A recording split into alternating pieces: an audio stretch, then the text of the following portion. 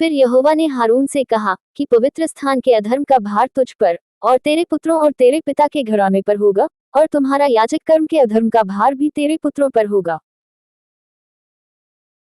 और लेवी का गोत्र अर्थात तेरे मूल पुरुष के गोत्र वाले जो तेरे भाई हैं, उनको भी अपने साथ ले आया कर, और वे तुझसे मिल जाएं और तेरी सेवा टहल किया करें, परंतु साक्षी पत्र के तंबू के सामने तू और तेरे पुत्र ही आया करें।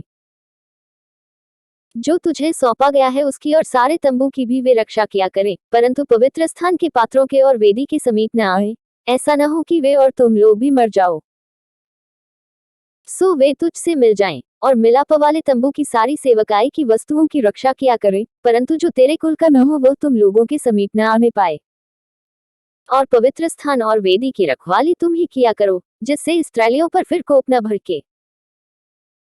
परंतु मैंने आप तुम्हारे लेवी भाइयों को इस्राएलियों के बीच से अलग कर लिया है, और वे मिलाप वाले तंबू की सेवा करने के लिए तुमको और यहोवा को सौंप दिए गए हैं। पर वेदी की और बीच वाले पर्दे के भीतर की बातों की सेवकाई के लिए तू और तेरे पुत्र अपने याजकपद की रक्षा करना, और तुम ही सेवा किया करना, क्योंकि मैं तुम्हें याजकपद की सेवकाई दान करता हूँ, और जो तेरे कुल का न हो वह यदि समीप आए तो मार डाला जाए।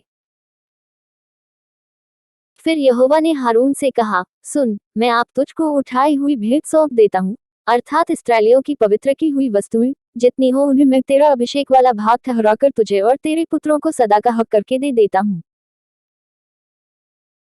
जो परम पवित्र वस्तुएं आग में होम न की जाएंगी वे तेरी ही ठहरे, अर्थात इस्राएलियों के सब चुनावों में से उनके सब अन्न बलि, सब पाप बलि और सब दोष बलि जो वे मुझको दे, वह तेरे और तेरे पुत्रों के लिए परम पवित्र ठहरे।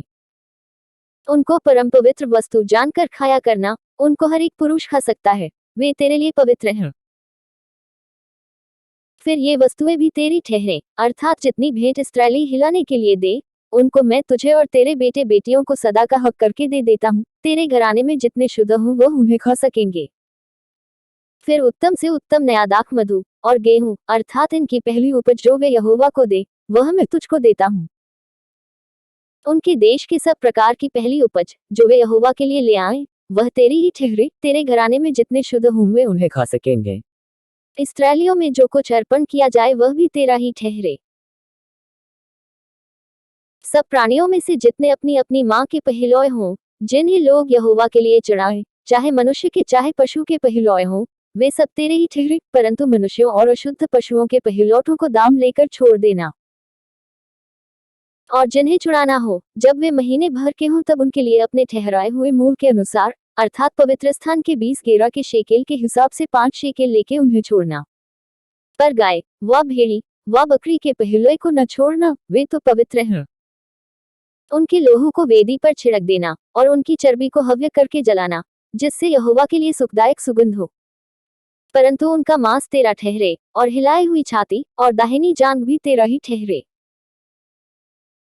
पवित्र वस्तुओं की जितनी भेंटें इस्राएली यहोवा को दे, उन सबों को मैं तुझे और तेरे बेटे बेटियों को सदा का हक करके दे देता हूँ। यह तो तेरे और तेरे वंश के लिए यहोवा की सदा के लिए नमक की अटल वाचा है। फिर यहोवा ने हारून से कहा, इस्राएलियों के देश में तेरा कोई भाग न होगा, और न उनके बीच तेरा कोई अंश होगा, उनके बीच तेरा भाग और तेरा अंश मैं ही हूँ।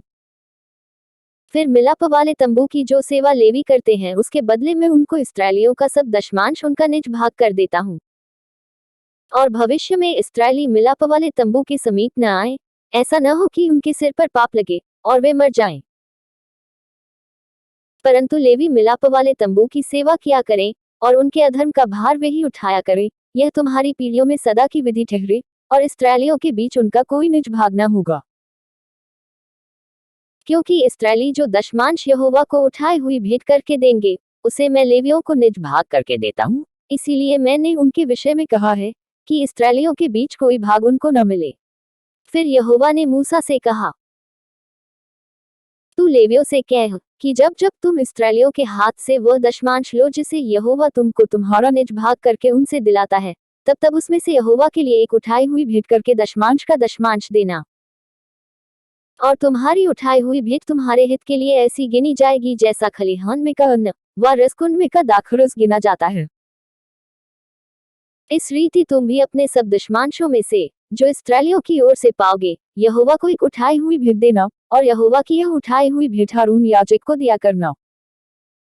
जितने दान तुम पाओ उनमें से हर एक का उत्तम से उत्तम भाग, जो पवित्र ठहरा है, सो उसे यहोवा के लिए उठाई हुई भेंट करके पूरी पूरी देना। इसलिए तू लेवियों से कह कि जब तुम उसमें का उत्तम से उत्तम भाग उठाकर दो, तब यह तुम्हारे लिए खलिहान में के अन्न और रसकुंड के रस के तुल्य गिना जाएगा, और उसको तुम अपने घरानों समेत सब स्थानों में खा सकते हो, क्योंकि मिलाप वाले तंबू की जो सेवा तुम करोगे उसका बदला यही ठहरा है। और जब तुम उसका उत्तम से उत्तम भाग उठा कर दो तब उसके कारण तुमको पाप न लगेगा। परंतु इस्राएलियों की पवित्र की हुई वस्तुओं को अपवित्र न करना, ऐसा न हो कि तुम मर जाओ।